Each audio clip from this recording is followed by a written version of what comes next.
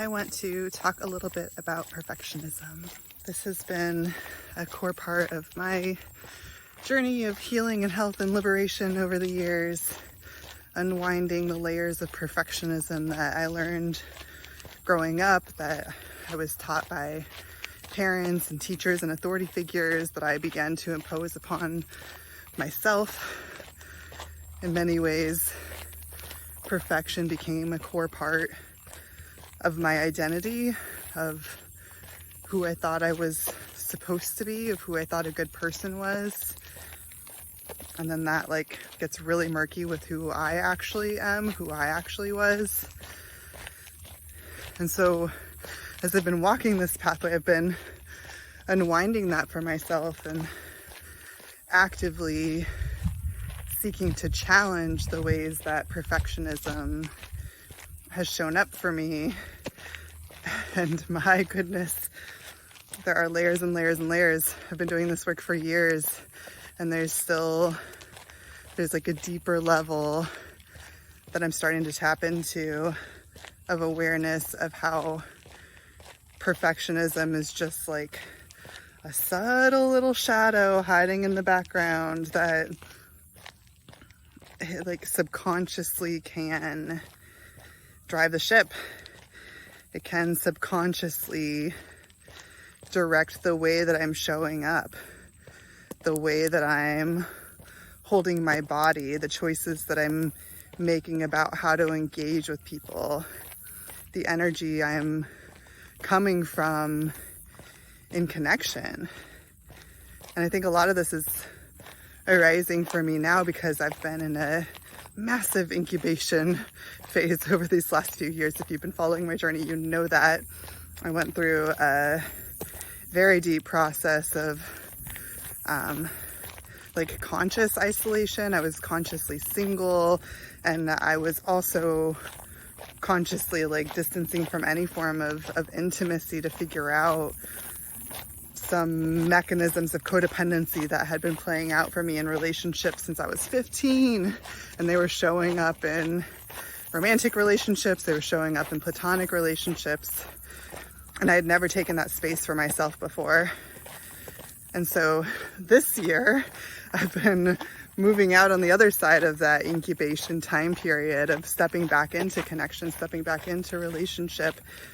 And in relationship is where we learn and where we really get tested on all the things that we think we know. It's real easy to imagine that we've mastered our shit when we're by ourselves. And then when we show up with other people, especially in intimate connections, again, whether that's platonic or romantic, intimacy is where we start to tap into those things. And the thing about perfection and anything that is subconsciously driving us that we're not fully conscious of, it's not fully in our awareness. It's something that is playing in the background that we may or may not be aware of. The thing about any of that is that we're going to project it onto other people. The expectations I have of myself to show up perfectly, the ways that I'm subconsciously hyper-vigilant of how am I making people feel. This is an empath thing, right? We can get into people pleasing when we are empaths because we can feel how am I making other people feel? Am I adhering to the social and cultural norms of this space? More obvious than that, how is my body appearing? How is my physical appearance? What are all these layers and how I'm being perceived by the outer world around me? Controlling all those pieces. When I'm controlling, when I'm enforcing perfection upon myself in those ways, I'm gonna have those expectations of other people too. I'm gonna be hyper vigilant to the ways that other people might not be adhering to social norms. Other people might be not catching those subtle empath vibes of how we're making other people feel, how other people are showing up in ways that are less conscious. I'm about to go by a tractor, hold on. Life in the country. Shame only survives in silence. A mentor of mine often says, the things we can't speak rule us. So when we have those subconscious subtle drivers playing in the background, putting pressure on us to appear a certain way, to shift our own natural expression in accordance with how we think other people or society or our culture wants us to interact, wants us to behave, wants us to show up. We'll be loved if we do this. We'll be accepted if we do this. We'll have connection if we do this. When those things are playing in the background, we're not being our truest self. We're not free. We're not free. That's the thing. We're not free to be ourselves. And that drives all kinds of shit. It drives projection and control that we place on other people. It drives addiction. Like, can we talk about addiction, y'all? Addiction is not just to substances. Addiction is to scrolling. Addiction is to attention from other people.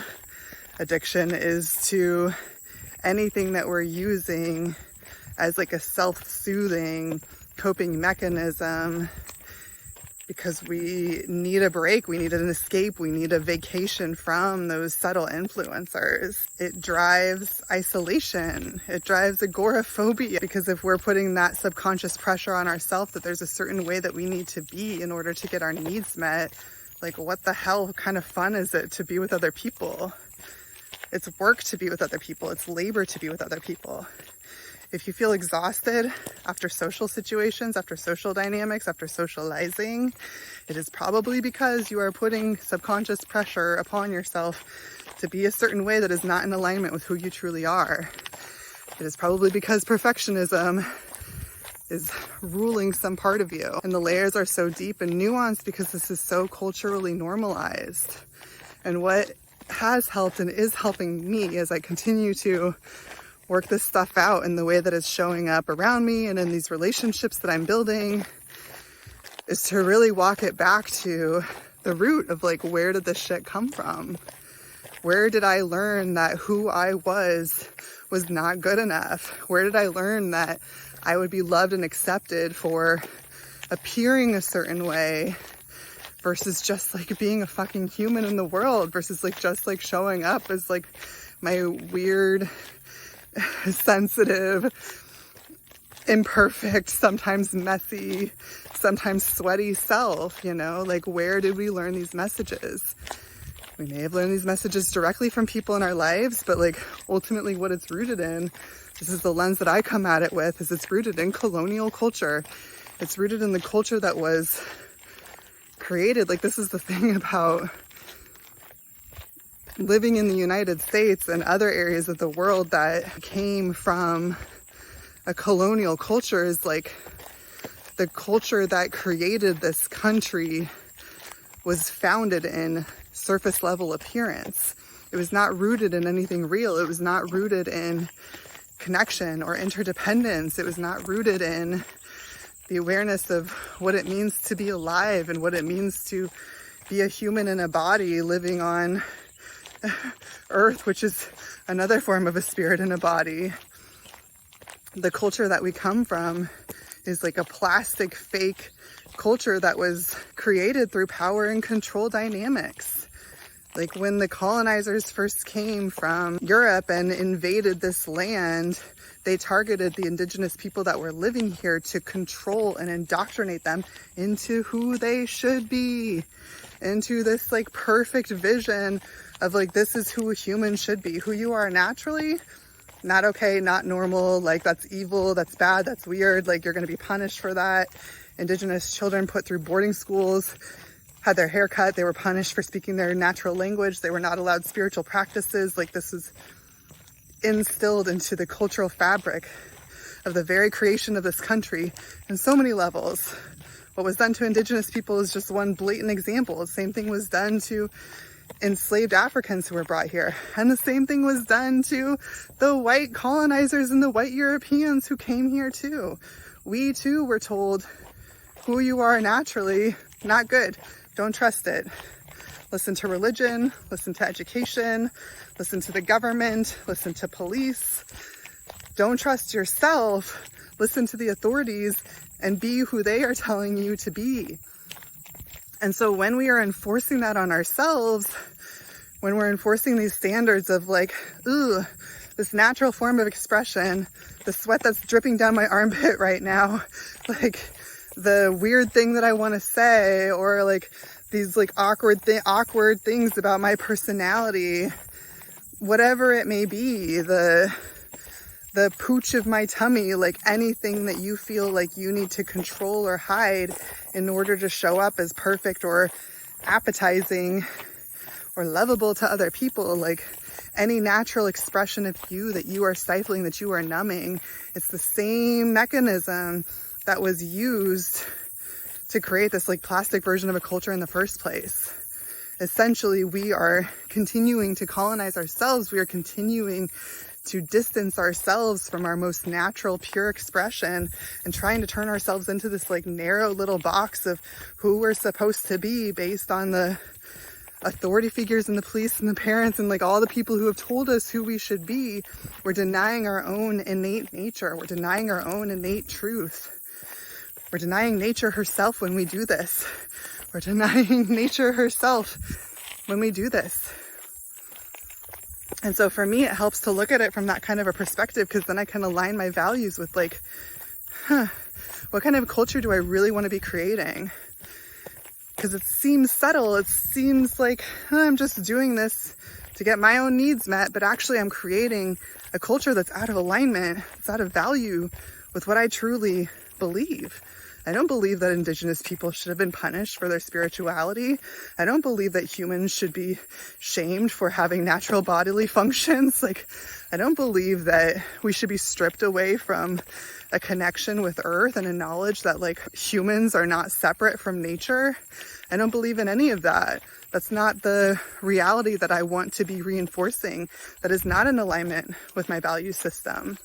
And so how can I use that awareness of like my perfectionism is actually rooted in that bullshit?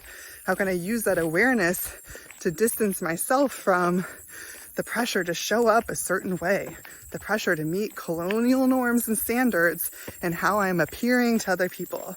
Am I attractive enough? Am I wearing whatever, the clothes, the makeup, is my hair, whatever? Like, nature doesn't give a fuck about any of that. Nature is what nature is. And so how can I allow myself to be a little bit more of the nature that I am in the ways that I'm interacting? Because that's the pathway to freedom. And when I do that for myself, the more I do that for myself, the more I do that for myself, the more I do that for myself, the more I open up space for me to do that for other people too. And the less likely I'm going to be bringing projection and perfectionism and control and codependence and enmeshment and all those things that we don't really want into relationship with other people. This is how we heal. This is how we liberate ourselves. And this is how we create spaces where we can offer that same energy of healing and liberation and just like freedom to be who the fuck you are to other people around us. That's my rant, what I'm reminding myself of, what I'm sitting with, what I'm stirring within today. Much love to you, and may this liberate some part of your innermost natural nature as well.